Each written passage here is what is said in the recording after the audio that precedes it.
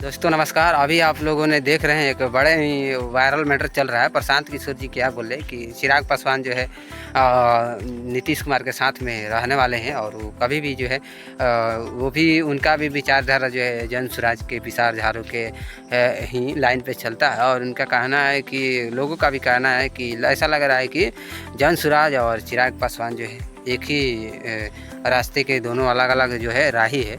और वो ऐसा लग रहा है कि जन स्वराज के जो है आने वाले समय में जो है मुख्यमंत्री वहीं बनेंगे जन स्वराज के, क्योंकि जो है जिस तरह से इन लोगों का दोनों आदमी का बयान आया है और जिस तरह से इन दोनों आदमी के ऊपर जो है चल रहा है कि मीडिया लोग भी जब भी सवाल कोई पूछते हैं तो इधर उधर से घुमा के ले रहे हैं और स्पष्ट कोई भी नहीं बोल रहे हैं। बीजेपी के मंत्रिमंडल में अध्यक्ष रह चुके हैं और अभी भी हैं वो, तो मतलब आप समझ सकते हैं कि जो आदमी बीजेपी से जुड़ा हुआ हो और इस तरह से उनके बारे में चर्चाएं हो रही हो, तो कुछ ना कुछ जो है कारण यही है कि आने वाले समय में ऐसा लग रहा है कि जन स्वराज की तरफ जो है अपना रुख बदलेंगे चिराग पासवान।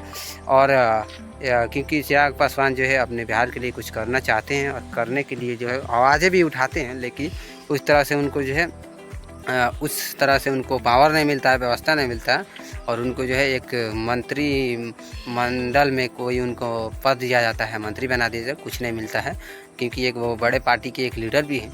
तो यही कुछ अपडेट है उनके बारे में। जब भी कोई अगला अपडेट आता है और चुनावी रैलियाँ, चुनावी बातचीत सब भी चल रहा है, तो इसके बारे में जब भी कोई अपडेट आता है और भी लेके आते रहेंगे। तो चैनल को सब्सक्राइब करके रखिएगा। इस साल ये वाला जो है विधानसभा के जितने भी खबरें आएंगे सबको हम दिखाते रहेंगे और सुनाते रहेंगे। हमारे इस चैनल को सब्सक्राइब कीजिए कलरफुल न्यूज़ इंडिया को और बने रहिए हमारे साथ। मिलते हैं किसी अगले वीडियो में, तब तक के लिए बाय बाय, नमस्कार।